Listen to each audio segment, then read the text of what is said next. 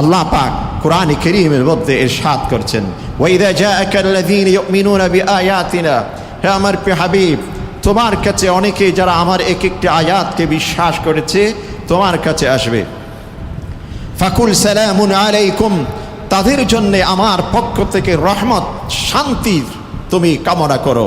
ফাকুল সালামুন আলাইকুম কাতাবা রাব্বুকুম আলা নাফসিহির রাহমা, তোমাদের নিরাশ হওয়ার কোনো কিছু নেই, দুশ্চিন্তার কোনো কিছু নেই, তোমরা আশাহারা হইও না, কেননা আল্লাহ পাক নিজের জন্যে নিজের উপরে রহমতকে বাধ্যতা করেছেন, বাধ্যতামূলক নিজের উপর রহমতকে লিখে নিয়েছেন।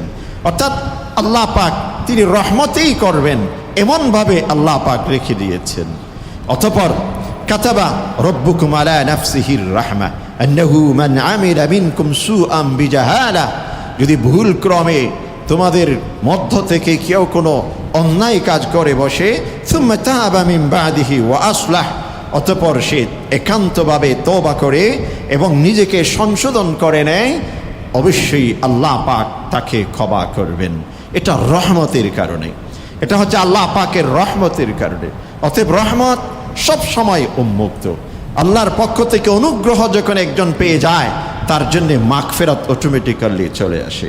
যে ব্যক্তির রাসূল করিম সাল্লাল্লাহু আলাইহি ওয়াসাল্লাম এই জন্য ইরশাদ করেছেন, যে ব্যক্তির মৃত্যু হলো কিন্তু তিনি তওবা অর্জন করতে পারেনি, মৃত্যু এসে গেল কিন্তু মাগফিরাত সে এখনো পর্যন্ত অর্জন করতে পারেনি, সেই ব্যক্তি রহমত থেকে বঞ্চিত। আর যে ব্যক্তি রহমত প্রাপ্ত হবে সেই ব্যক্তি অবশ্যই তওবা তার নসিব হবে, মাগফিরাত তার নসিব হবে। আর মাগফিরাত যখন নসিব হবে সে অবশ্যই জাহান্নাম থেকে মুক্তি লাভ করবে। আল্লাহ পাকের রহমতের এক একটি ধারা রয়েছে যেগুলো গণনা করে শেষ করা যাবে না। ওয়াতাকুম মিন কুল্লি মা সাআলতুমু, মানে যখন আমাদের যেটা ডিমান্ড, যেটা আমাদের প্রয়োজন, সব কিছু আল্লাহ পাক সরবরাহ করছেন। এগুলো রহমতের এক একটি প্রস্রবণ ঝর্ণাধারা, এক একটি চলমান রয়েছে। আমাদেরকে সৃষ্টি করেছেন, সৃষ্টির পূর্বে অনেকগুলো প্রসেসিংয়ের মাধ্যমে আমাদেরকে আল্লাহ পাক যেই পর্যন্ত এনেছেন, অতঃপর জন্ম লাভ, অতঃপর সেই শিশু যে কিছু জানে না, ধরতে জানে না, কোনো কিছু করার মতো সেই তার যোগ্যতা নেই, আল্লাহ পাক রহমু কারামে তাকে ধীরে ধীরে গড়ে ওঠার তৌফিক দিয়েছেন। হতে হতে হতে হতে একজন মানুষে পরিণত হয়। প্রতিটি স্টেপ, প্রতিটি মুহূর্ত আল্লাহ পাকের রহমতের মাধ্যমে হয়। আলাইহি ওয়া আলা আলিহি ওয়া আসহাবিহি ওয়া বারাকা ওয়া সাল্লামা তাসলিমান কাসীরা। أما بعد فأعوذ بالله من الشيطان الرجيم. بسم الله الرحمن الرحيم. يا أيها الذين آمنوا كتب عليكم الصيام كما كتب على الذين من قبلكم لعلكم تتقون. وقال تبارك وتعالى: وإذا جاءك الذين يؤمنون بآياتنا فقل سلام عليكم كتب ربكم على نفسه الرحمة أنه من عمل منكم سوءا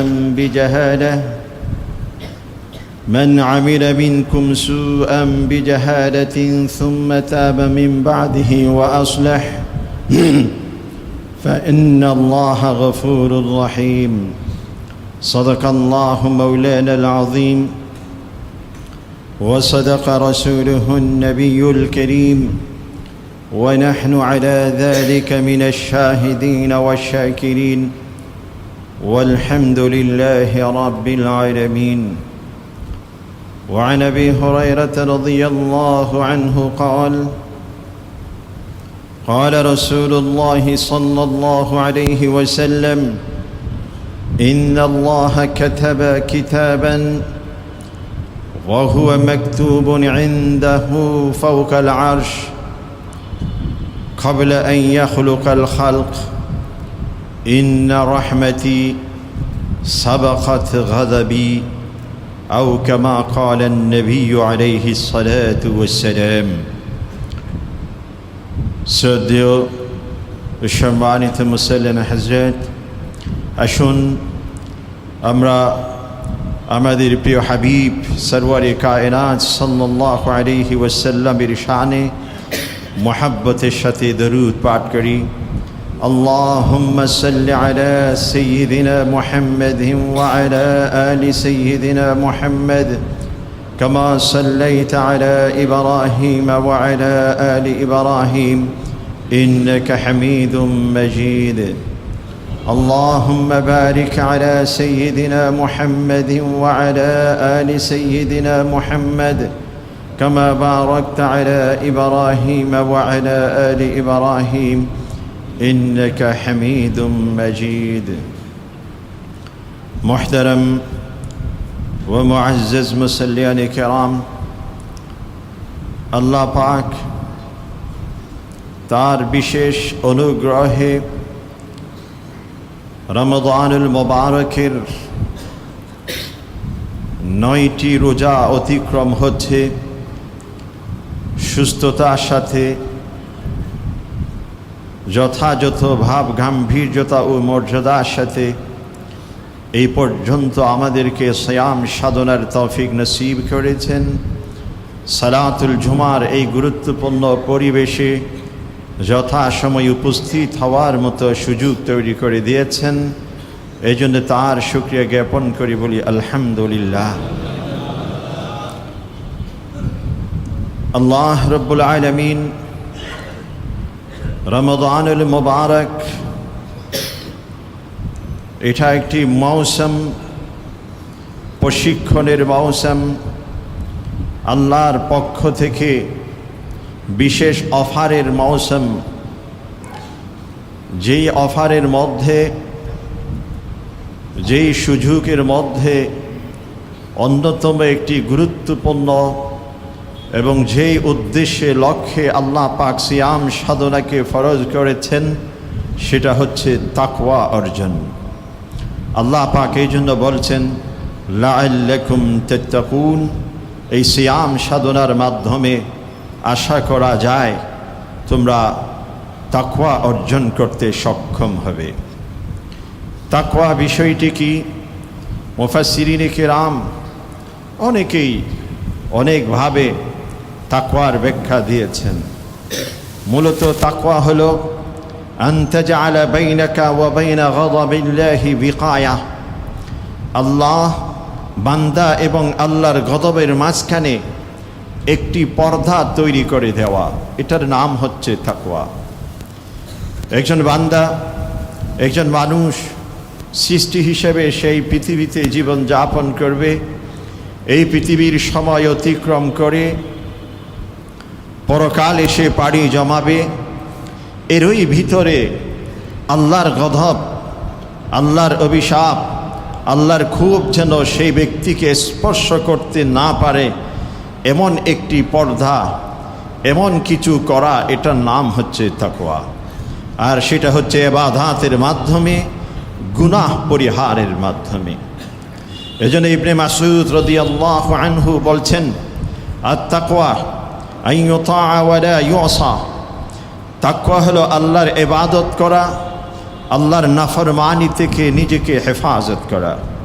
ওয়া ইউযকার ওয়া লা ইউনসা, সবসময় আল্লাহর নাম, আল্লাহর জিকির অন্তরে ধারণ করা, মুহূর্তের জন্যেও আল্লাহকে কখনো ভুলে না যাওয়া। ওয়া ইউশকার ওয়া লা ইউকফার, প্রতিটি সেকেন্ডে, প্রতিটি মুহূর্তে আল্লাহ পাকের কৃতজ্ঞতা প্রকাশ করা, কখনো আল্লাহর অকৃতজ্ঞ না হওয়া, এটার নাম হচ্ছে তাকওয়া। একজন মানুষ তার জীবনের সময়ের একেবারে ক্ষুদ্রতম অংশটুকু যদি সে নিজেকে নিয়ে কল্পনা করে ভাবে, তখন সে কখনো অকৃতজ্ঞ হতে পারে না। আল্লাহ পাক কোরআনে কারীমে বলছেন ওয়াফি আনফুসিকুম আফালা তুবসিরুন, তোমরা কি কখনো তোমার নিজেকে নিয়ে, নিজের ভিতর যা কিছু স্রষ্টা হিসেবে, রব হিসেবে আল্লাহ পাক দিয়েছেন, এই সব কিছু নিয়ে কখনো কি তোমরা ভেবেছ? আর যদি সেইটুকু একবার কল্পনা করো, তাহলে রবের পরিচয় প্রতিটি মানুষ নিজের মধ্য থেকেই বের করতে পারে। এজন্য প্রতিটি মুহূর্তে আল্লাহ পাকের কৃতজ্ঞতা অন্তরে ধারণ করা, আল্লাহ পাকের অকৃতজ্ঞতা থেকে কোনো মুহূর্তের জন্যে নিজেকে বিরত না রাখা, এটার নাম হচ্ছে তাকওয়া। যে ব্যক্তি তাকওয়া অর্জন করবে সেই ব্যক্তির জন্য আল্লাহ পাকের অনেক অনেক সুসংবাদ রয়েছে। আল্লাহ পাক কোরআনে কারীমে ইরশাদ করছেন, ওয়ামান ইয়াত্তাকিল্লাহ ইয়াজআল লাহু মিন আমরিহি ইউসরা। যে ব্যক্তি আল্লাহকে ভয় করবে, আল্লাহর নাফরমানি থেকে, অবাধ্যতা থেকে নিজেকে হেফাজত করবে, সবসময় আল্লাহর ইবাদতে মগ্ন থাকবে, সেই ব্যক্তির জন্য আল্লাহ পাক পৃথিবীর সকল কাজকে সহজ করে দিবেন। আল্লাহ পাক আরও বলছেন, ওয়ামান ইয়াত্তাকিল্লাহ ইয়াজআল লাহু মাখরাজা। যে ব্যক্তি তাকওয়া পথ অবলম্বন করবে, তাকওয়া অন্তরে ধারণ করবে, আল্লাহ পাক সেই ব্যক্তির জন্য প্রশস্ততা দান করবে, সচ্ছলতা দান করবে। সে ব্যক্তি কখনো অভাব অনটন কখনো সে তাকে স্পর্শ করবে না। একই সাথে যার অন্তরে তাকওয়া রয়েছে, আল্লাহ পাক সেই ব্যক্তিকে সবচেয়ে বেশি ভালোবাসেন।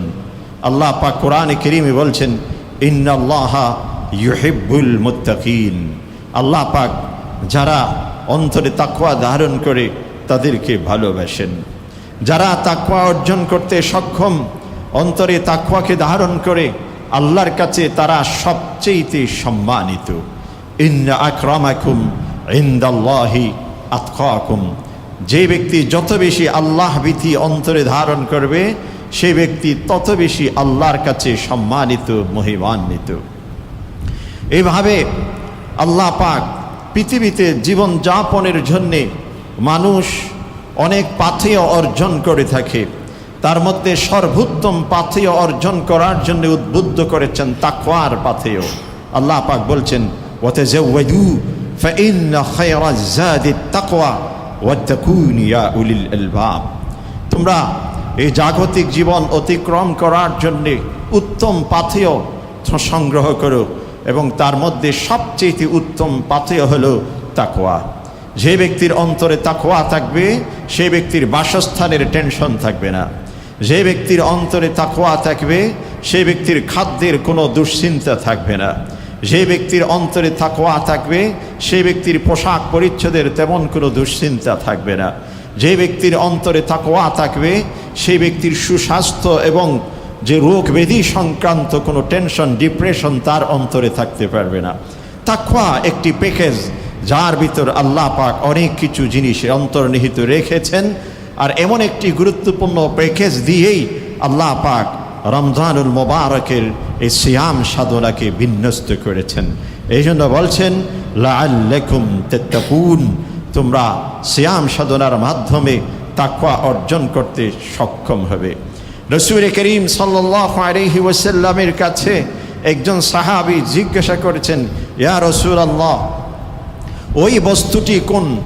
ওটি কোন বস্তু, যে বস্তুর মাধ্যমে, ওটি কোন বিষয়, যে বিষয়ের মাধ্যমে আল্লাহ পাক সবচেয়ে বেশি মানুষকে জাহান্নাম থেকে জান্নাতে প্রবেশ করাবেন? সবচেয়ে বেশি জান্নাতে প্রবেশ করাবেন কোন জিনিসের মাধ্যমে? রাসূল করিম সাল্লাল্লাহু আলাইহি ওয়াসাল্লাম দুটো জিনিসকে চিহ্নিত করেছেন, তাকওয়াল্লাহ ওয়া হুসনুল খালক।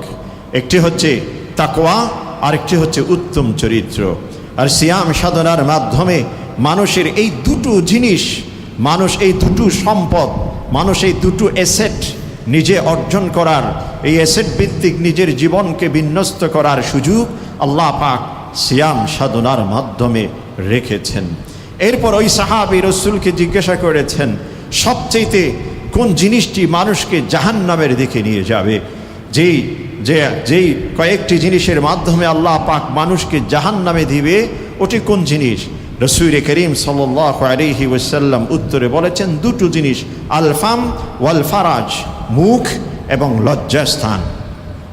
আর সিয়াম সাধনার মাধ্যমে এই দুটো জিনিসকে নিয়ন্ত্রণ করার একটা শিক্ষা, একটা লেসন এই রমজানুল মোবারকের সিয়াম সাধনার মাধ্যমে মানুষ অর্জন করতে পারে। কারণ একজন ব্যক্তি সে শুধুমাত্র খাদ্য থেকে, পানি থেকে, যে আপনার এই সামগ্রী থেকে নিজেকে বিরত রাখবে শুধু তা নয়, বরং গীবত, শিকায়ত, মিথ্যা সব কিছু থেকে পরিহার করে নিজের মুখকে নিয়ন্ত্রণ করবে। একই সাথে দৈহিক বা অশ্লীল যাবতীয় বিষয় থেকে নিজেকে বিরত রেখে সে নিজের লজ্জাস্থানকে হেফাজত করবে। এই দুটোর মাধ্যমে একজন ব্যক্তি জাহান্নাম থেকে মুক্তি অর্জন করতে সক্ষম হবে। অতএব এই সিয়াম সাধনার মাধ্যমে জান্নাতের সার্টিফিকেট অর্জন, জাহান্নাম থেকে মুক্তির সনদ, এটা একেবারে সহজ। এই যাবতীয় প্যাকেজ নিয়ে আল্লাহ পাক মুসলিম উম্মার জন্যে এই সিয়াম সাধনাকে ফরজ করেছেন। একটি প্রসিদ্ধতম হাদিস রয়েছে সলমান ফারিসি রাদিয়াল্লাহু আনহু থেকে, দীর্ঘ লম্বা হাদিস। এমনকি এই হাদিসটির কিছু অংশ হযরত আবু হুরায়রা রাদিয়াল্লাহু আনহুর নামেও বর্ণনা হতে দেখা যায়। রমজানুল মুবারকের প্রথম 10 দিন আউয়ালুহু রাহমা ওয়া আওসাতুহু মাগফিরাহ ওয়া আখিরুহু ইতকুম মিনান নার। প্রথম 10 দিন রহমত, দ্বিতীয় 10 দিন মাগফিরাত, তৃতীয় 10 দিন জাহান্নাম থেকে মুক্তি। এই হাদিসটি আসলে বিশুদ্ধ হাদিস নয়, এবং এই ধরনের যত হাদিস রয়েছে এগুলো সম্পর্কে আসলে মুহাদ্দিসিন কিরামদের যা অনেক প্রশ্ন রয়েছে। এখন একটি প্রশ্ন জাগে, যারা বলেছেন যে রমজানুল মুবারকের প্রথম 10 দিন রহমত, দ্বিতীয় 10 দিন মাগফিরাত, তৃতীয় 10 দিন জাহান্নাম থেকে মুক্তি, এই কথাটুকু পরিপূর্ণ সঠিকও নয়, আবার একেবারে ভুল যে এমনটিও নয়। পরিপূর্ণ সঠিক এই জন্যে নয়, রমজানুল মুবারকের প্রতিটি রোজা, প্রতিটি দিন রহমত, মাগফিরাত, ইতকুম মিনান নার সেখানে রয়েছে। এমনটি নয় যে আমি প্রথম 10 দিন রোজা রেখেছি আর সেখানে শুধু রহমত পেলাম, মাগফিরাত পাবো না, এমনটি নয়। বরং প্রতিটি সিয়ামে, প্রতিটি রাত্রিতে, প্রতিদিনে রমজানুল মুবারকের আল্লাহ পাক অসংখ্য জাহান্নামীকে মুক্তি দিচ্ছেন, আল্লাহ পাক অসংখ্য গুনাহগারকে ক্ষমা করে দিচ্ছেন, আল্লাহ পাক অসংখ্য মানুষের জন্য রহমতকে উন্মুক্ত করে দিচ্ছেন প্রতিটি রোজায়, প্রতিটি দিনে, প্রতিটি মুহূর্তে। অতএব শুধুমাত্র 10 দিনের মধ্যে শুধুমাত্র রহমতেই থাকবে, মাগফিরাত আর ইতকুম মিনান নার, জাহান্নাম থেকে মুক্তির বিষয় থাকবে না, এমনটি নয়। সেই দৃষ্টিকোণ থেকে হাদিসটি পরিপূর্ণ শুদ্ধ নয়। আবার আরেক দৃষ্টিকোণ থেকে হাদিসটি একেবারে ভুল নয়। তার অর্থ, তার মজমুন, তার থিম, হাদিসের সনদ নিয়ে যথেষ্ট প্রশ্ন রয়েছে, এটাকে বিশুদ্ধ হাদিস বলার কোনো সুযোগ নেই। কিন্তু তার যে ভাবটুকু রয়েছে, মর্মটুকু রয়েছে, সেটা কিছু বিষয়কে মূল্যায়নের বিষয়। যে আউয়ালুহু রাহমা ওয়া আওসাতুহু মাগফিরাহ ওয়া আখিরুহু ইতকুম মিনান নার, এটা যে কোনো আমলের একটি তারতিব বলেছেন, বিন্যাস বলেছেন। কিভাবে? যে কোনো ব্যক্তি যখন আল্লাহর পক্ষ থেকে সর্বপ্রথম রহমত প্রাপ্ত হয়, আল্লাহ পাকের বিশেষ অনুগ্রহ, আল্লাহ পাকের বিশেষ রহমত কোনো ব্যক্তির উপর আসে, তখন সেই ব্যক্তি আল্লাহর পক্ষ থেকে মাগফিরাত অর্জন করতে সক্ষম হয়। আর যেই ব্যক্তি মাগফিরাত অর্জন করতে সক্ষম হয়, সেই ব্যক্তি অটোমেটিক্যালি জাহান্নাম থেকে মুক্তির সার্টিফিকেট পেয়ে যায়। তাহলে যে কোনো আমল, যে কোনো তওবা, যে কোনো ইবাদত, এটার শুরু, এটার মধ্যবর্তী, এটার শেষ, চূড়ান্ত যে রেজাল্ট কি, প্রাথমিক পর্যায়ে আল্লাহর রহমতের, আল্লাহর অনুগ্রহে সে ব্যক্তি ভরপুর হয়, আল্লাহর রহমত প্রাপ্ত হয়। আল্লাহর রহমত যখন পেয়ে যায়, তার তওবা নসিব হয়, তার ইস্তেগফার নসিব হয়, আল্লাহ পাক তাকে ক্ষমা করে দেন। আর যখন ইস্তেগফার যখন হয়ে যায়, সেই ব্যক্তি অবশ্যই জাহান্নাম থেকে মুক্তি লাভ করতে পারে। আর আল্লাহ পাক রহমতের যে বিষয়, এটা উন্মুক্ত রেখেছেন, এটা রমজানুল মুবারক তো অবশ্যই উন্মুক্ত রেখেছেন, পুরা বছর আল্লাহ পাক রহমতকে উন্মুক্ত করে রেখেছেন। রাসূল করিম সাল্লাল্লাহু আলাইহি ওয়াসাল্লাম হাদিসে ইরশাদ করেছেন যে আল্লাহ পাক রহমতকে 100 ভাগে ভাগ করেছেন। ইন্না লিল্লাহি মিআতু রাহমা, আল্লাহর জন্য 100 রহমত রয়েছে। ওয়া আনজালা মিনহু ফি হাযিহি দুনিয়া জুজআন ওয়াহিদা, 100 রহমত থেকে এক অংশ পৃথিবীতে আল্লাহ পাক নাজিল করেছেন।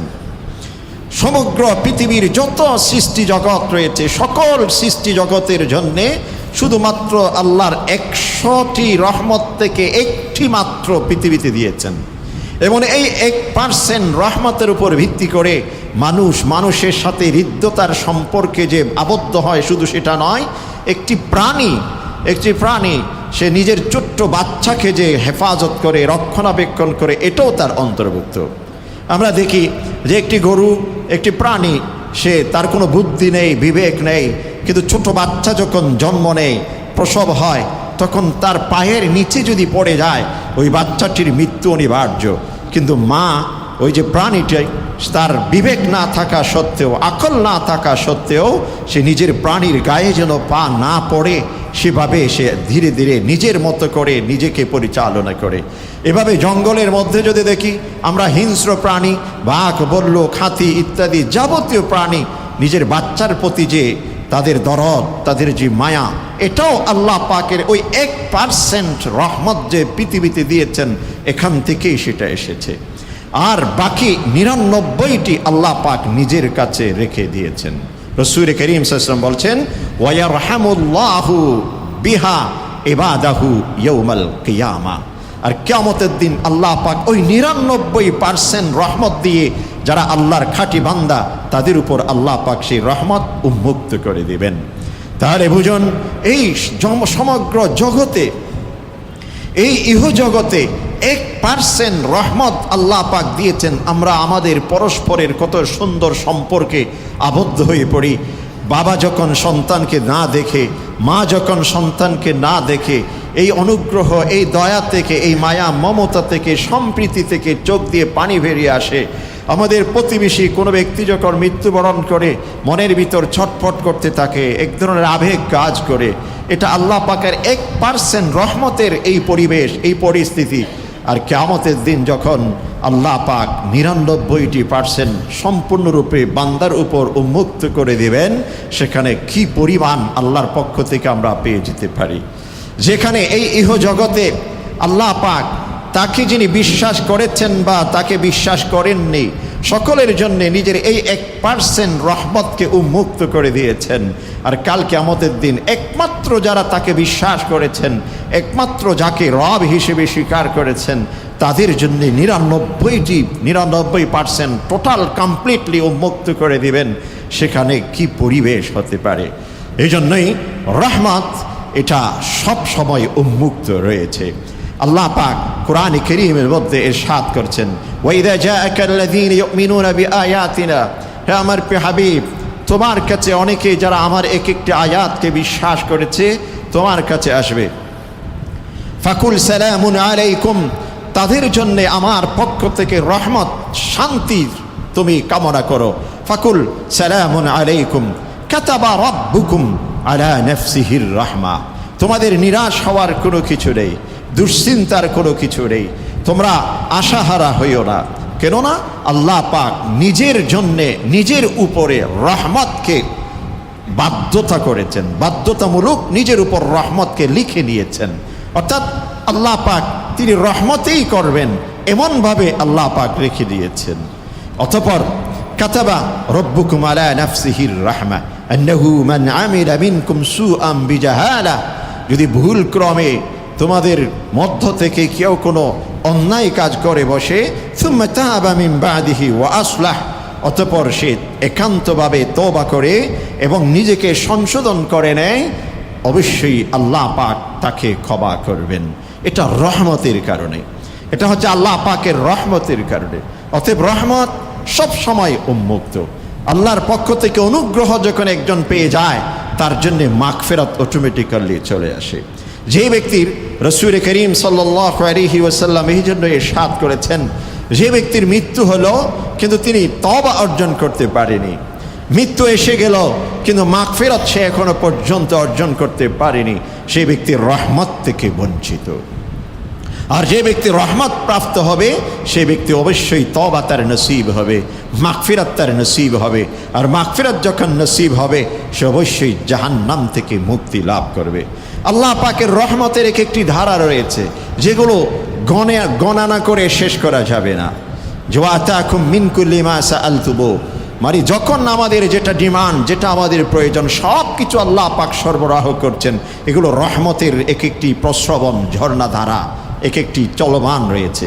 আমাদেরকে সৃষ্টি করেছেন, সৃষ্টির পূর্বে অনেকগুলো প্রসেসিংয়ের মাধ্যমে আমাদেরকে আল্লাহ পাক যেই পর্যন্ত এনেছেন, অতঃপর জন্ম লাভ, অতঃপর সেই শিশু যে কিছু জানে না, ধরতে জানে না, কোনো কিছু করার মতো সেই তার যোগ্যতা নাই, আল্লাহ পাক রহমু কারামে তাকে ধীরে ধীরে গড়ে ওঠার তৌফিক দিয়েছেন। হতে হতে হতে হতে একজন মানুষে পরিণত হয়।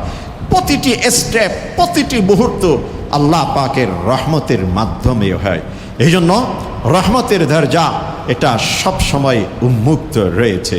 রসূল করিম সাল্লাল্লাহু আলাইহি ওয়াসাল্লাম হাদিসে ইরশাদ করেছেন যে আল্লাহ পাক সকল মানুষকে, এই সকল সৃষ্টি জগৎকে সৃষ্টি করার পূর্বে একটা কিতাব লিখেছেন, একটা রেজিস্ট্রি আকারে একটা জিনিস লিখেছেন, যেটা আরশের উপরে এখনো পর্যন্ত রয়েছে। ওয়াহুয়া মাকতুবুন ইনদা রাব্বিহি ফাওকাল আরশ। আরশের উপরে আল্লাহ পাক সেটা রেখে রেখেছেন। সেটা কি? ইন্না রাহমাতি সাবাকাত গাযাবি, যে আমার রহমত আমার ক্ষোভ এবং রাগকে, গজবকে পরাজিত করেছে। অর্থাৎ আমার রহমত সব সময় উপরে থাকে, আমার ক্ষোভ, আমার রাগ এটা নিচে থাকে। আল্লাহ পাকের রহমত সবচেয়ে বেশি, গজব এবং অভিশাপ সবচেয়ে কম। যদি আল্লাহ পাকের গজব যদি উন্মুক্ত হতো, আল্লাহ পাকের গজব যদি গালেব হতো, আল্লাহ পাকের গজব যদি অধিক হারে হতো, তাহলে আমরা প্রত্যেকেই আমাদের ব্যক্তিগতভাবে প্রত্যেকে আপনকে নিয়ে যদি ভাবি, তাহলে আমরা মুহূর্তেও সামনের দিকে অগ্রসর হতে পারতাম না। আমরা প্রত্যেকে আপনকে নিয়ে জানি, আমি আমাকে নিয়ে জানি, আপনি আপনাকে নিয়ে জানেন। প্রত্যেকের জাহের বাতেন আমরা প্রতিটি মুহূর্তে আল্লাহ পাকের কত অবাধ্যতার শিকার হই। এরপরেও আল্লাহ পাক সব কিছু গোপন রাখেন। সমাজের মধ্যে মানুষের সামনে সম্মানের সাথে, ইজ্জতের সাথে চলার মতো সেই সুযোগ আল্লাহ পাক রেখেছেন। এটা আল্লাহ পাকের অনেক রহমত। এই জন্য রহমতের অন্যতম হচ্ছে গুনাহকে গোপন রাখা, গুনাহ গোপন রাখা। হযরত মূসা আলাইহিস সালাম যখন দুর্ভিক্ষ দেখা দিল, বৃষ্টি থেমে গেছে, মানুষ হাহাকার করছেন, মূসা আলাইহিস সালাম সম্মিলিতভাবে সকলকে নিয়ে আল্লাহর কাছে তওবার উদ্দেশ্যে হাত তুলেছেন, কান্নাকাটি করছেন, আল্লাহর কাছে দরখাস্ত পেশ করছেন। আল্লাহ বলছেন, হে মূসা, তুমি যত কিছু দরখাস্ত আমার কাছে দাও না কেন, তোমার এই পুরাটা ক্রাউডেড যে জনগণ রয়েছে, তোমার কওম, এর ভিতরে একজন ব্যক্তি রয়েছে যে 40 বছর পর্যন্ত আমার অবাধ্য হয়ে আছে, তাকে তুমি এই সমাবেশ থেকে তুলে দাও, বের করে দাও। যদি তাকে এখান থেকে বের করে দাও, সে যদি এখান থেকে উঠে যায়, তোমার জনপদ থেকে দূরে সরে যায়, তাহলে আমার পক্ষ থেকে রহমত অবতীর্ণ হবে, বৃষ্টি নাজিল হবে, বৃষ্টির ফোঁটা নামবে, তোমাদের দুর্ভিক্ষ কেটে যাবে। মূসা আলাইহিস সালাম সকলের মাঝে এলান করে দিলেন, ডিক্লারেশন অ্যানাউন্স করে দিলেন যে তোমাদের মধ্যে একজন ব্যক্তি যিনি 40 বছর পর্যন্ত গুনাহে করছো, বেবিচারে লিপ্ত, তুমি এখান থেকে বেরিয়ে যাও, তোমার কারণে আমরা সকলেই আল্লাহর রহমত থেকে বঞ্চিত হচ্ছি। ওই ব্যক্তি তখন তখন একটা বড় জামায়াতের মধ্যে যদি এমন কথা বলে, স্বাভাবিক একজন আরেকজনের দিকে দেখতে থাকবে, কে হতে পারে, কে হতে পারে, কে হতে পারে, সকলে একে অপরের দিকে দেখাচ্ছেন। আর ওই ব্যক্তি মাথা নিচু করে আল্লাহর কাছে বলছেন, ইয়া রব, তুমি 40 বছর পর্যন্ত আমার গুনাহ গোপন করেছ, এই মুহূর্তে এই জনম এত একটি বড় সমাবেশ থেকে যদি আমি উঠে যাই, তাহলে আমার গুনাহ তো প্রকাশ পেয়ে গেল। তুমি 40 বছর ইয়া রব আমার গুনাহ গোপন করেছ, আজকে একদিন তুমি কি পারবে না আমাকে ক্ষমা করতে? আল্লাহ পাক সাথে সাথে তার তওবা কবুল করেছেন, বৃষ্টি ছেড়ে দিয়েছেন, এখন দুর্ভিক্ষ কেটে গেল। মূসা আলাইহিস সালাম বললেন, ইয়া রব, এটা কেমন কাহিনী? তুমি বললে সেই 40 বছরের বেবিচারে লিপ্ত ব্যক্তি যদি না উঠে বৃষ্টি তুমি দিবে না, আর সে ব্যক্তি, একজন ব্যক্তি আমাদের এখানে সমাবেশ থেকে উঠলো না, আর তুমি বৃষ্টি দিয়ে দিলে। তখন আল্লাহ বললেন, সেই ব্যক্তি 40 বছরের গুনাহ ক্ষমা চেয়ে তওবা করেছেন, তাকে আমি ক্ষমা করে দিয়েছি, এই জন্যই বৃষ্টি নাজিল হয়েছে। মূসা আলাইহিস সালাম এরপরে আল্লাহকে বললেন, ইয়া রব, সেই ব্যক্তিকে আমি একটু দেখতে চাই যে এমন কঠিন তওবা করেছেন, তওবার মাধ্যমে সাথে সাথে রহমতের বৃষ্টি আপনি ছেড়ে দিয়েছেন। আল্লাহ পাক মূসা আলাইহিস সালামকে বললেন, খুবই গুরুত্বপূর্ণ, খুবই গুরুত্বপূর্ণ, ইয়া মূসা, হে মূসা, আমার সেই বান্দা 40 বছর তাকে আমি গোপন রেখেছি, আজকে একদিনের জন্য তোমার কাছে তার চেহারা উন্মুক্ত করে দিব, তুমি কি ভেবেছ আমাকে? আমি হলাম সেই রব, মানুষের গুনাহ, মানুষের অবাধ্যতা, মানুষের অপরাধকে হজম করি এবং সেটাকে গোপন করি। এই জন্য তুমি মূসা আমার নবী হতে পারো, আমার বান্দার চেহারা তোমার সামনে আমি স্পষ্ট করতে পারি না। ইনি হচ্ছেন সেই রব। কাতাবা রাব্বুকুম আলা নাফসিহির রাহমা, আল্লাহ পাক নিজের উপর রহমতকে অবধারিত করেছেন। আল্লাহর রহমত গজবের উপরে, আল্লাহর রহমত গজবের থেকে অনেক উপরে। যদি আল্লাহর গজব যদি বেশি হতো, আল্লাহর গজব যদি রহমতের উপরে হতো, আমাদের মধ্য থেকে কোনো কেউ মুহূর্তের জন্য আমরা বাঁচতে পারতাম না। এই জন্যই ওমাই ইয়াকুনাতু মির রাহমাতি রাব্বিহি ইল্লা দাল্লুন, আল্লাহ পাকের রহমত থেকে নিরাশ হয় একমাত্র যারা বিভ্রান্তিতে রয়েছে। আর যারা সত্যিকার অর্থে আল্লাহকে বিশ্বাস করে তারা রহমত থেকে কখনো নিরাশ হয় না। এই জন্যই আল্লাহ পাকের রহমতের অন্যতম একটি দিক হলো আমাদের অপরাধ, আমাদের ভুল ত্রুটি, আমাদের গুনাহ আল্লাহ পাক গোপন করেন। এই যে গোপন করা, এটা আল্লাহ পাকের বড়ই একটা বৈশিষ্ট্য। হ্যাঁ, আল্লাহ পাক যে আল গনিয়ুন হালিম, তিনি যে হালিম, তিনি যে সহনশীল, তিনি যে ধৈর্যশীল, এটা তার প্রমাণ। হাজারো গুনাহ আমরা করছি, হাজারো গুনাহ আমরা করছি, কিন্তু আল্লাহ পাক সব কিছু হজম করছেন, গোপন করছেন। আর ঠিক পরবর্তীতে যখন একবার বলি আস্তাগফিরুল্লাহ রাব্বি, একবার বলি আল্লাহুম্মা আতুবু ইলাইক, একবার যদি বলি হে আল্লাহ আমাকে তুমি ক্ষমা করে দাও, তাহলে আল্লাহ পাক মুহূর্তের মধ্যে সমস্ত গুনাহ সব কিছু ক্ষমা করে দিচ্ছেন। এটাই হচ্ছে আল্লাহ পাকের রহমত। এই জন্য রহমত সবসময় উন্মুক্ত রয়েছে, এটা শুধুমাত্র 10 দিনের মধ্যে সীমাবদ্ধ নয়। আর এগুলো নিয়ে এত বেশি বাড়াবাড়ির প্রয়োজনও নেই, যে হাদিসে এই বলেছেন এই বলেছেন, এত বেশি বাড়াবাড়ির প্রয়োজন নেই। যে ব্যক্তি রহমত প্রাপ্ত হবে সে ব্যক্তি এই সব কিছু নিয়ে বাড়াবাড়ি করে না। যারা বিভ্রান্তির মধ্যে থাকে তারা এই সব কিছু নিয়ে বাড়াবাড়ি করে, তর্ক করে, আর্গুমেন্টে লিপ্ত হয়। এগুলো তর্কের বিষয় নয়, এগুলো অনুধাবনের বিষয় এবং এগুলো আত্মিক অনুভূতির মাধ্যমে উপভোগের বিষয়। মনস্তাত্ত্বিকভাবে নিজেকে যদি মানুষ প্রস্তুত করতে পারে, আল্লাহ পাকের এই রহমতগুলো মানুষ ভোগ করতে পারে, স্বাদ অর্জন করতে পারে। সিয়াম সাধনার এই মাস, সিয়ামের মধ্যে আল্লাহ পাক অনেক কিছু কল্যাণ রেখেছেন। তার মধ্যে যে পরকালীন কল্যাণ তো অবশ্যই অবশ্যই রয়েছে। আল্লাহ পাক, আল্লাহ রসুল সাল্লাল্লাহু আলাইহি ওয়াসাল্লাম ইরশাদ করেছেন, ইন্না ফিল জান্নাতি বাবা ইউকালু লাহুর রায়্যান ইয়াদখুলু মিনহু সাইমুন ওয়া লা ইয়াদখুলু মিনহু মাআহুম আহাদুন গায়রুহুম, যে জান্নাতের মধ্যে একটি গেট আছে শুধুমাত্র রোজাদারদের জন্য। যারা পৃথিবীতে সিয়াম সাধনা করে শুধুমাত্র তাদের জন্যে একটি স্পেশাল ভিআইপি গেট আল্লাহ পাক সাজিয়ে রেখেছেন। যারা পৃথিবীতে রোজা রেখেছেন, রোজার অভ্যস্ত ছিল, তারা প্রবেশ করবে। এমনকি কল করবে ফেরেশতারা, রহমতের ফেরেশতারা, আইনা সাইমুন আইনা সাইমুন আইনা সাইমুন, কারা রোজাদার, কারা রোজাদার, কারা। সকলেই গেটের দিকে যখন যাবে তাদেরকে প্রবেশ করা হবে। জগতে আল্লাহ পাক রোজাদারের জন্য অনেক কিছু রেখেছেন। ইহ জগতে রোজাদারের জন্য অনেক বিষয় আল্লাহ পাক রেখেছেন। তার রিজিকের মধ্যে প্রশস্ততা দান করবেন, মানসিক স্থিরতা দান করবেন, সম্পদের মধ্যে সচ্ছলতা দান করবেন, মানব সমাজে সেই ব্যক্তির ইজ্জত এবং সম্মানকে বৃদ্ধি করে দিবেন। যে ব্যক্তি রোজা রাখে তার চেহারার মধ্যে আল্লাহ পাক এক নূরের আকর্ষণ দিবেন, যে নূরের আকর্ষণের মাধ্যমে তার সামনে যারা চলাফেরা করে তাদের অন্তরে তার মহাব্বত সৃষ্টি হবে, তাকে দেখলে সম্মান প্রদর্শন করবে, তাকে ভালোবাসবে। এভাবে পরস্পরের মধ্যে সামাজিকভাবে এক হৃদ্যতার সম্পর্ক তৈরি হবে সিয়াম সাধনার মাধ্যমে। সিয়াম সাধনার মাধ্যমে ভ্রাতৃত্ব তৈরি হয়। সিয়াম সাধনার মাধ্যমে মানুষ নানা প্রকৃতির রোগ ব্যাধি থেকে নিজেকে নিয়ন্ত্রণ করতে সক্ষম হয়। কেননা যে মানুষ যখন রোজা রাখে শরীরের মধ্যে জমে থাকা যে আপনার যে অনেকগুলো যে যে আপনার ব্যাকটেরিয়া থাকে, এই ব্যাকটেরিয়া থেকে নিজেকে হেফাজত, নিজেকে রক্ষা করার একটি সুযোগ থাকে।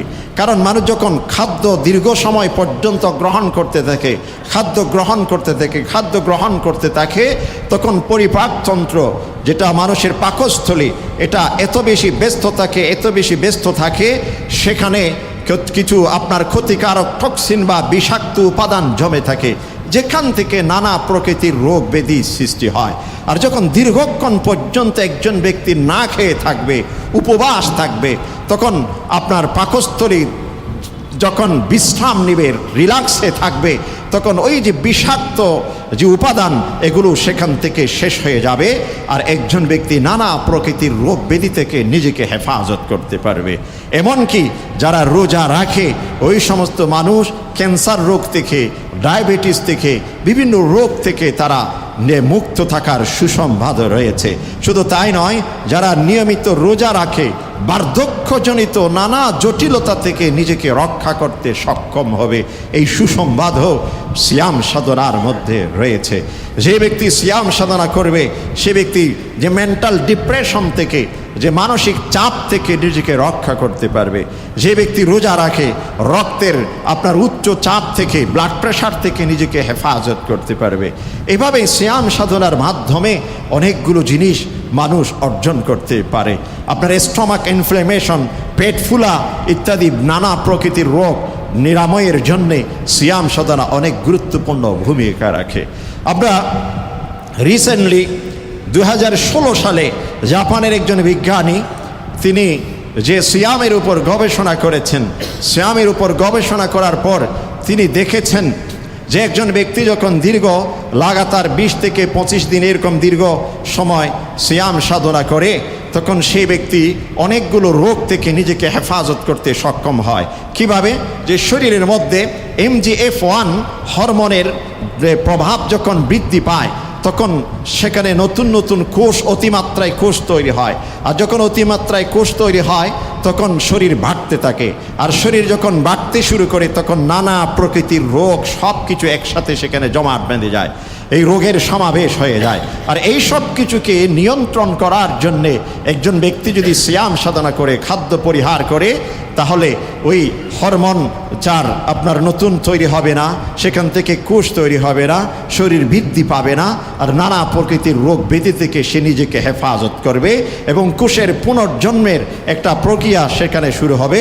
মেটাবলিক দৃষ্টিকোণ থেকে তার অনেকগুলো জিনিসকে সে নিয়ন্ত্রণ করতে সক্ষম হবে। জাপানের এই বিজ্ঞানী ওসামি, তিনি এখান থেকে সিয়ামের একটি নতুন নামও দিয়েছেন, সেটা হচ্ছে অটোফেজি। মূলত উনি যে নামটি দিয়েছেন এটা সিয়ামের নাম হিসেবে সার্থক কখনো হয় না। উনি ওনার রিসার্চ থেকে, ওনার গবেষণা থেকে উনি দিয়েছেন অটোফেজি।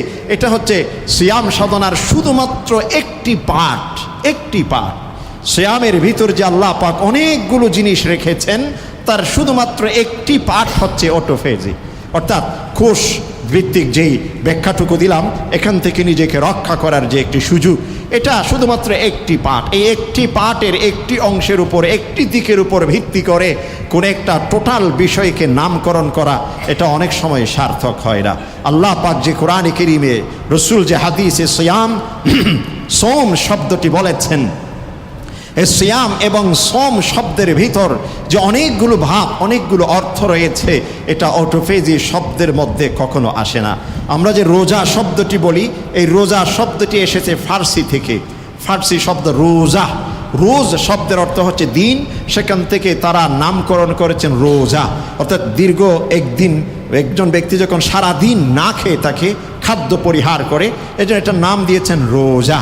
দিনভিত্তিক খাদ্য পরিহার ইত্যাদি পরিহারের একটি আমল, সেই হিসাবে এটাকে নামকরণ করেছে রোজা। ইংরেজিতে সেটাকে ফাস্টিং বলে। এটা কিন্তু রোজার প্রকৃত মর্ম এটা এই সমস্ত শব্দ দিয়ে কখনো পরিপূর্ণভাবে ব্যক্ত করা যায় না। সিয়াম সিয়াম, সোম সোম, এই কোরআন যেটা শব্দ বলেছে সেটাকে অনুবাদ করে, ট্রান্সলেশন করে অন্য ভাষার শব্দ দিয়ে তার প্রকৃত মর্ম বুঝানো, এটা কশ্চিনকালেও সম্ভব হয় না। অতএব মেডিকেল সায়েন্সের এক একটি টার্মসকে, এক একটি পরিভাষাকে যেমনটি পরিভাষায় রেখে দেওয়া হয়, আপনার প্রকৌশলবিদ্যার এক একটি পরিভাষাকে যেমনটি পরিভাষায় রেখে দেওয়া হয়, সাহিত্যের এক একটি পরিভাষাকে যেমনটি পরিভাষা হিসেবে রেখে দেওয়া হয়, সেটাকে ট্রান্সলেশনের, সেটাকে অনুবাদ করে ব্যক্ত করার কোনো সুযোগ থাকে না। ঠিক তেমনিভাবে ইসলামী শরিয়া এবং শরীয়ত ভিত্তিক আমল, ইবাদতের যে এক একটি টার্মস, এক একটি পরিভাষা, এগুলোকে অনুবাদ করতে যাওয়া, এটা হবে সবচেয়ে বড় বোকামি। ওই টার্মসকে, ওই পরিভাষাকে আপন জায়গাতে রেখে আমার গবেষণা, আমার রিসার্চ, আমার সব কিছু হতে পারে। অতএব সিয়াম বা সোমকে আপন জায়গাতে রেখে তারপর গবেষণা রিসার্চ অনেক কিছু আমি সেখান থেকে বের করতে পারি। আর যদি এটাকে ট্রান্সলেশন করে একটি শব্দের মধ্যে নিয়ে আসি, তাহলে মনে করতে হবে আমার গবেষণার জায়গাটি সংকুচিত হয়ে গেল। কারণ সিয়ামকে যে শব্দ দিয়ে আমি অনুবাদ করছি সেই শব্দটি অনেক সংকুচিত একটি শব্দ, যেটা সিয়ামের ভিতর যে ব্রডনেস, যে আপনার ব্যাপকতা, যে ব্যক্তি রয়েছে, সেটা ওই শব্দের মধ্যে নেই। অতএব সিয়ামের মাধ্যমে যে পরকালীন যেমনটি কল্যাণ, পরকালীন যেমনটি অনেকগুলো উপকার আমরা অর্জন করতে পারি, জাগতিক অনেকগুলো উপকার আমরা অর্জন করতে পারি। মেডিকেল সায়েন্স ভিত্তিক অনেকগুলো ব্যাখ্যা রয়েছে, এগুলোর দিকে আমি যেতে চাই না। এই জন্য ইবাদতকে সায়েন্টিফিক ব্যাখ্যার মাধ্যমে মজবুত করার কোনো প্রয়োজন নেই, বরঞ্চ ইবাদত এটা আল্লাহর বিধান, এটাই যথেষ্ট, এটাই যথেষ্ট।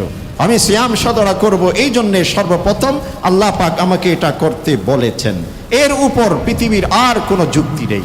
এটার নাম হচ্ছে ঈমান, এটার নাম হচ্ছে ইতাআত, এটার নাম হচ্ছে ইসলাম, আর এটার নাম হচ্ছে ইবাদত, এটার নাম হচ্ছে ইবাদত। আল্লাহ পাক বলেছেন, বাস আমি সেটা করতে শুরু করেছি। না খেতে বলেছেন, খাবার পরিহার করেছি।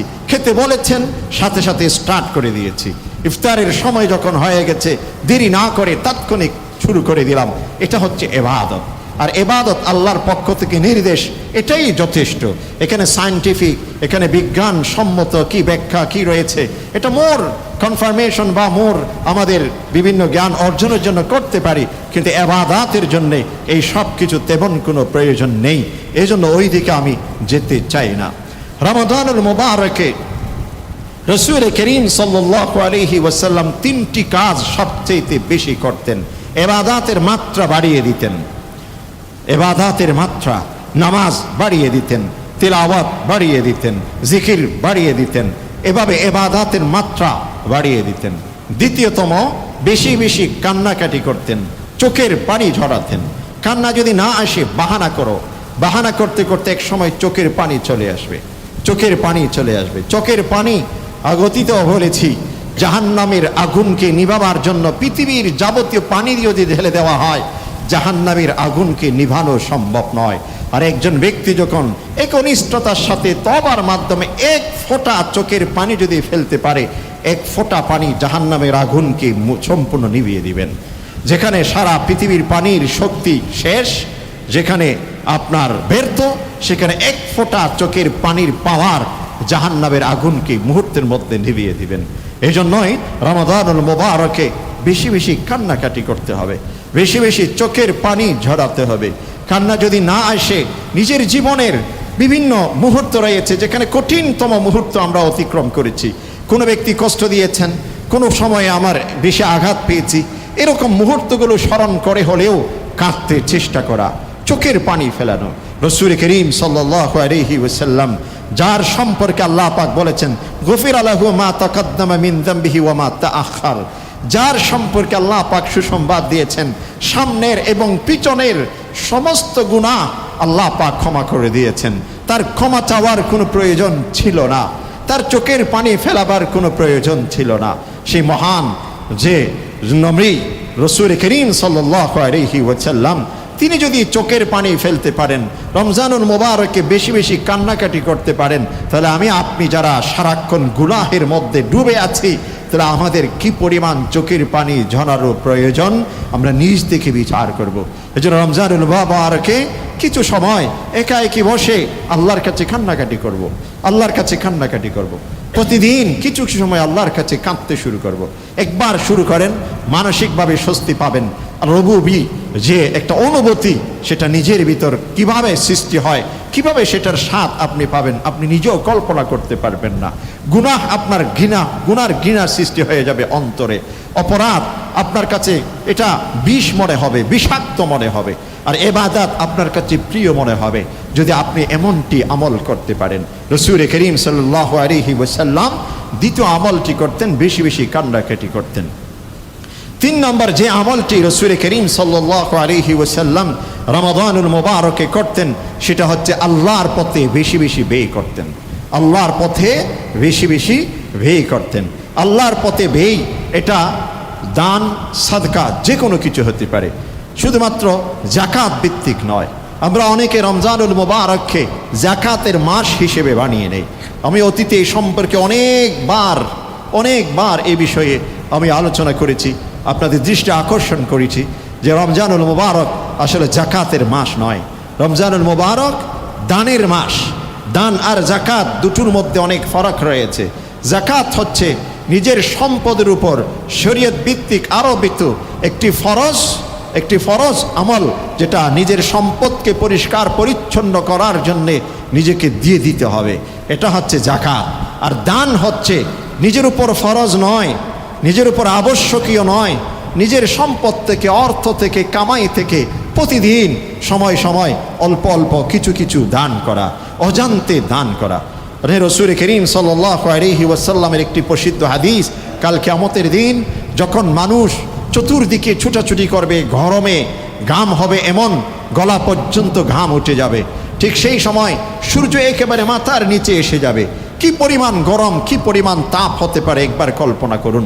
ঠিক সেই সময়ে আল্লাহ পাক কিছু কিছু বিশেষ বান্দাদেরকে আরশের ছায়ার নিচে স্থান দিবেন। তাদের মধ্যে অন্যতম ওই শ্রেণীর মানুষ যারা এক হাতে দান করেছেন, আরেক হাত তাদের জানে না। একদিকে দান করেছেন, আরেক দিকে তিনি সেটার খবরই নেই। এই দান হচ্ছে রাসূল করিম সাল্লাল্লাহু আলাইহি ওয়াসাল্লাম যেটা রমজানুল মুবারকে বেশি বেশি করতেন, দান করা এমনভাবে অন্য কেউ যেন না জানে, জানিয়ে দেওয়া।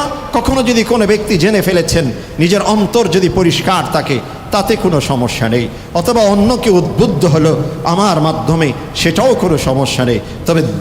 তবে রিয়াকার, লোক দেখানো আমল থেকে নিজেকে বিরত রাখতে হবে।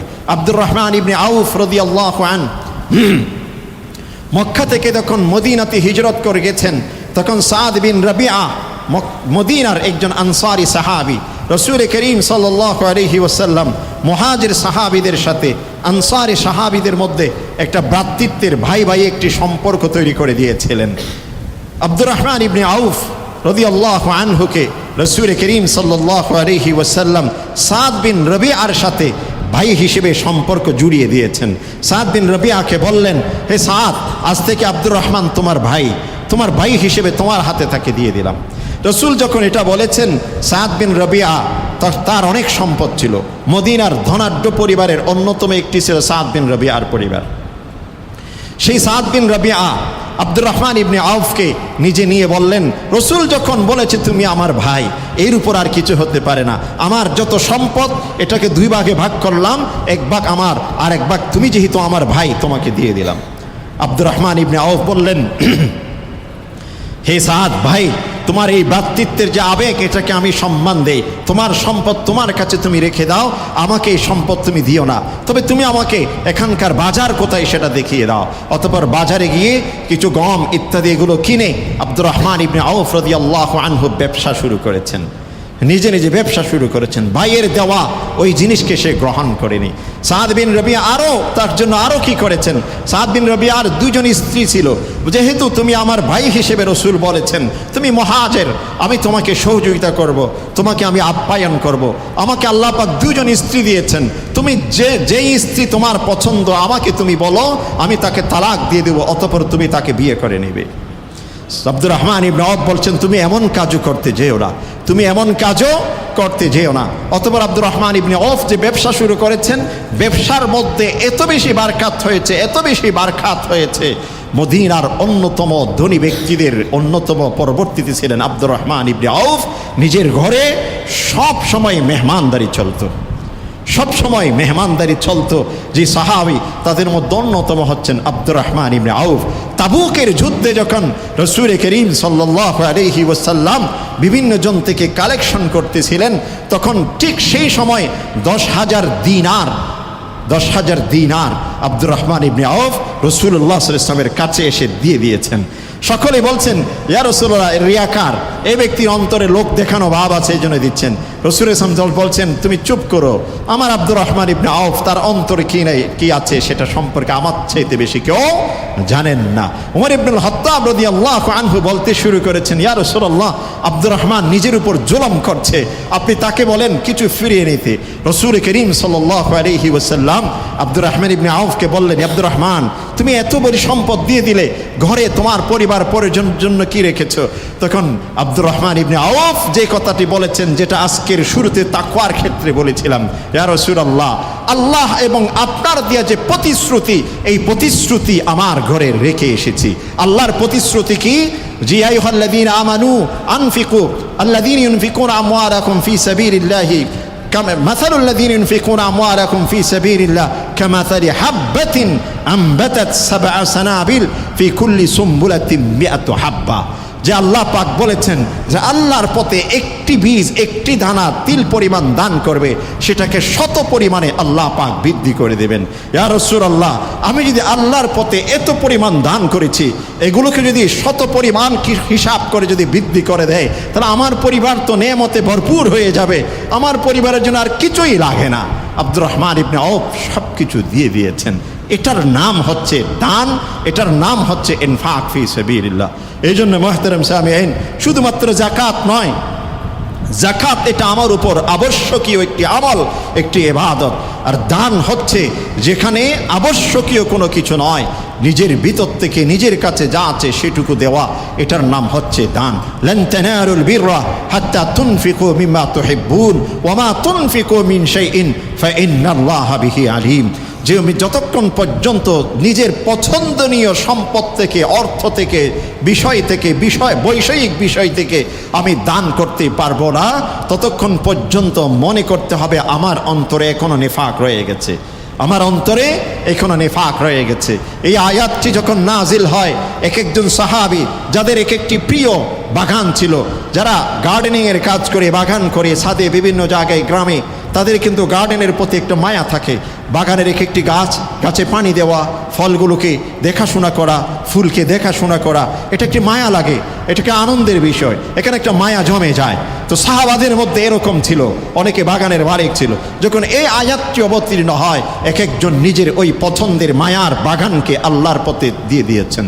ইয়া রাসূলুল্লাহ, আমার এই বাগানটি আল্লাহর পথে দিয়ে দিলাম, আল্লাহর পথে দিয়ে দিলাম। এই জন্যই ইনফাক ফি সাবিলিল্লাহর মাস হচ্ছে এটা, বেশি বেশি দান করা, বেশি বেশি দান করা। আর যাকাতের বিষয়টি আমি অতীতে বেশ আলোচনা করেছি। যাকাত আসলে ফরজ হয় পুরোটা বছরের মধ্যেই, যে কোনো মুহূর্তে একজন ব্যক্তির উপর যাকাত ফরজ হতে পারে। আমি যেই সময় আমার উপর যাকাত ফরজ হয়েছে, ওই দিন ওই সময় হিসাব করে যাকাত দিয়ে দেওয়া, এটা হচ্ছে সবচেয়ে উত্তম। যাকাত ফরজ হওয়ার সময় হলো কোনটি? একজন ব্যক্তির উপর কখন থেকে যাকাত ফরজ হয়?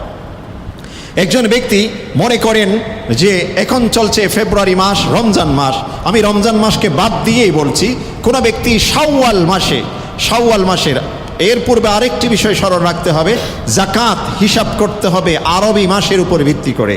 খুবই গুরুত্বপূর্ণ, খুবই গুরুত্বপূর্ণ। যাকাত হিসাব করতে হবে আরবি মাসের উপর ভিত্তি করে। ইংরেজি মাস, বাংলা মাস, অন্য কোনো সনের আলোকে যাকাত হিসাব করা যাবে না। যাকাত এটা শরীয়তের একটি ইবাদত, যাকাত শরীয়তের একটি বিধান, যাকাত কোরআনের একটি বিধান। যেহেতু কোরআন যেভাবে সেটাকে বলেছেন সেভাবে আমাকে করতে হবে। আমি তো ইংরেজি মাসের সাথে সেটাকে হিসাব করি। অনেকে এসে বলে যে হুজুর আমি মার্চ মাসে যাকাত দিয়ে থাকি। নো, মার্চ মাস ইসলাম চিনে না। ইসলাম চিনে রমজান থেকে, মুহররম থেকে শুরু করে জিলহজ পর্যন্ত এই মাসকে। এই মাসের কোন মাসে যাকাত দিয়েছেন এটা আপনাকে হিসাব করতে হবে। শাওয়াল মাসে কোনো ব্যক্তি যাকাত ফরজ হয় এমন পরিমাণ নেসাবের মালিক হয়েছেন। শাওয়ালের 15 তারিখ আমি ধরলাম, আগামী বছর শাওয়ালের 15 তারিখ পর্যন্ত সেই ব্যক্তির কাছে ওই সম্পদ ছিল, আরও বৃদ্ধি পেয়েছে, তখন সেই ব্যক্তির উপর শাওয়ালের 15 তারিখ যাকাত ফরজ হবে। বুঝে নিচ্ছেন আশা করি। যাকাত কোন দিন ফরজ হয়, কিভাবে ফরজ হয়? শাওয়াল আরবি মাস হতে হবে যেই তারিখে আমি সম্পদের মালিক হয়েছি, তারপরের বছর ওই তারিখ যখন আসবে তখন আমি হিসাব করব পুরাটা বছরের মধ্যে কোনো একদিনও যদি কোনো সময় যদি এমন হয়েছে যাকাতের নেসাব পরিমাণ থেকে সম্পদ কমে গেছিল, অন্য কাউকে ঋণ দিয়েছি সেটা নয়, আমি ঋণগ্রস্ত হয়ে গেছিলাম, এভাবে কমে গেছিল, তাহলে যাকাত আমার উপর ফরজ নয়। আর পুরোটা বছর সমান্তরাল সমানভাবে ছিল যে আমি যাকাতের নেসাব পরিমাণ মালিকের আমি ছিলাম, তখন শাওয়ালের ওই 15 তারিখ আমাকে যাকাত দিতে হবে। এভাবে যেই তারিখে সম্পদের মালিক হই ওই তারিখেই আমাকে যাকাত দিতে হবে। প্রতিটি মানুষের যাকাতের তারিখ কিন্তু আলাদা আলাদা হবে। কখনো এক হতে পারবে না। আর আল্লাহ পাকও সেটা করবেন না, কারণ আল্লাহ পাক সম্পদটি মানুষের মধ্যে এভাবে দিয়েছেন যাতে করে একজনের মাধ্যমে আরেকজন উপকৃত হয়। আমি শুধুমাত্র রমজান মাসে জাকাত দিলাম, বাকি পুরাটা বছর আমি জাকাত না দিয়ে বসে থাকলাম, তাহলে পুরাটা বছর যে অসংখ্য গরিব গোরাবা মানুষ আছে, অভাব অনটনের মানুষ আছে, তাদের খাদ্য থেকে, তাদের আসবাব থেকে হবে। আল্লাহ পাক নিজামকে এমনভাবে করেছেন পুরাটা বছর যদি একজন ধনী ব্যক্তি দিতেও পারে, আর অভাবী ব্যক্তিকে আল্লাহ পাক রেখেছেন। মনে রাখতে হবে, যেই ব্যক্তিকে আমি জাকাত দিচ্ছি, যেই ব্যক্তি আমার কাছ থেকে জাকাত গ্রহণ করছে, সেই ব্যক্তিকে ছোট ভাবার কোনো অবকাশ নেই। খুবই গুরুত্বপূর্ণ, খুবই গুরুত্বপূর্ণ, খুবই গুরুত্বপূর্ণ। আমল করি অথচ আমল রহিত হয়ে যায়। কিভাবে? আমি জাকাত দিচ্ছি, যে ব্যক্তিকে জাকাত দিচ্ছি আমি মনে করছি সেই ব্যক্তিটি নিচু, এই ব্যক্তিটি যে আপনার আমার চাইতে অনেক নিচু পর্যায়ের, এই ব্যক্তি ছোট, এরকম যদি অন্তরে সামান্যটুকু আমার মনোভাব সৃষ্টি হয়, আমার জাকাতের আমল হয়তো নষ্ট হয়ে যেতে পারে। কুল হাল নুরাব্বিউকুম বিল আখসারিনা আমালা, আল্লাহ বলছেন এমন কিছু মানুষ সম্পর্কে বলবো কি, যারা যে শ্রদ্ধেয় মুসলিম হাতে কয়েক মিনিট একটু বেশি নিচ্ছি, যে আপনার যে আল্লাহ পাক বলছেন এমন মানুষ সম্পর্কে কি বলবো, যারা আমল করছে কিন্তু আমল রহিত হয়ে যাচ্ছে। আমি জাকাত দিচ্ছি, যে ব্যক্তিকে জাকাত দিচ্ছি আমার আত্মীয় হতে পারে, আমার প্রতিবেশী হতে পারে, আমার পরিচিত কেউ হতে পারে। আমি যদি মনে করি যাকে দিচ্ছি তিনি ছোট, তিনি ইতর, তিনি আমার চাইতে মানগতভাবে কম, এটা কশ্চিনকালেও মনে করা যাবে না। তিনিও আল্লাহর একজন বান্দা, আমি যেমন আল্লাহর কাছে সম্মানিত তিনিও সম্মানিত, আমার চাইতেও হয়তো তিনি সম্মানিত হতে পারে, কারণ তার জাহের, তার ভিতর, তার বাহির সম্পর্কে আমার কাছে কোনো জ্ঞান নেই। যাকে আমি জাকাত দিচ্ছি তাকে সম্মানের সাথে দিতে হবে। এই জন্য জাকাত দেওয়ার জন্যে ওখানে যেতে হবে, ইন্তেজামের জন্যে, ব্যবস্থাপনার সুন্দরের জন্যে ইসলামী হুকুমত যদি থাকে, জাকাত উত্তোলনের কিছু লোক থাকে, তারা জাকাত সংগ্রহ করে, এটা আলাদা বিষয়। এটা হচ্ছে ইন্তেজাম, এটা হচ্ছে কিছু ব্যবস্থাপনা ম্যানেজমেন্টের সৌন্দর্যের জন্য, এটা কালেকশনের সুবিধার্থে এটা অনেক সময় করে থাকে। কিন্তু যিনি জাকাত দিবেন, তার যাকে দিচ্ছেন তাকে গিয়ে দেওয়া, এটা হচ্ছে উত্তম। আমি অর্থের জাকাত দিলাম, মনের জাকাতটুকু যদি দিতে না পারি, তাহলে যে জাকাত আবার কবুল হবে না। এই জন্য জাকাত সংক্রান্ত আরও অনেকগুলো বিষয় রয়েছে, ওলামায়ে কেরামদের সাথে পরামর্শ করে আমরা সেই জাকাতের বিষয়গুলো জেনে আমরা আমল করতে চেষ্টা করব। দ্বিতীয়ত আরেকটি বিষয়, আমরা অনেকে জাকাত দেই, জাকাত দেওয়ার ক্ষেত্রে আত্মীয় স্বজন কাছের যারা তাদেরকে দেওয়া, প্রতিবেশীদেরকে দেওয়া, এটা সবচেয়ে উত্তম। তবে সেই সাথে আমাদের যে বিভিন্ন প্রতিষ্ঠান রয়েছে, মাদ্রাসা রয়েছে, সেখানে ছাত্ররা পড়াশোনা করে, গরিব দুঃখী বাচ্চারা যেখানে পড়াশোনা করে, এই সংক্রান্ত প্রতিষ্ঠানে যদি আমরা জাকাত দেই, এটাও কিন্তু আরও বেশি উত্তম হবে। তার অর্থ কিন্তু এই নয় আমার একজন আত্মীয় রয়েছে অভাবী, তাকে বাদ দিয়ে আমি প্রতিষ্ঠানে ছুটে যাব, তাকেও অবশ্যই আমাকে দেখতে হবে। এরপরে যদি আমি দিতে চাই, তাহলে দ্বীনি প্রতিষ্ঠানগুলোতে আমরা লক্ষ্য রাখবো। আমাদের মসজিদুল ফেরদাউস, অত্র মসজিদের সংলগ্ন উলুমুল কুরআন একটি মাদ্রাসা রয়েছে, যেখানে প্রতি বছর আমাদের অনেকগুলো ছাত্র এখান থেকে পড়াশোনা করে, আপনাদেরই পরিচিত অনেকে এখানে পড়াশোনা করে। এজন্য এই প্রতিষ্ঠানের দিকে আমরা বিশেষভাবে লক্ষ্য রাখব। রমজানুল মোবারকের উন্মুক্ত দানের অংশ তো অবশ্যই দিবই, জাকাতের থেকেও আমরা যাদের পক্ষে সম্ভব আমাদের উক্ত প্রতিষ্ঠানে ইনশাআল্লাহ আমরা দান করতে চেষ্টা করব। তবে দান করার সময় রসিদ আমরা নিয়ে নেব, রিসিট আমরা গ্রহণ করে নিব, কারণ মানুষের কার অন্তরে কি তাকে কোনো বলা যায় না। এটা হিসাব নিকাশ ঠিক থাকার জন্য, অথবা একটা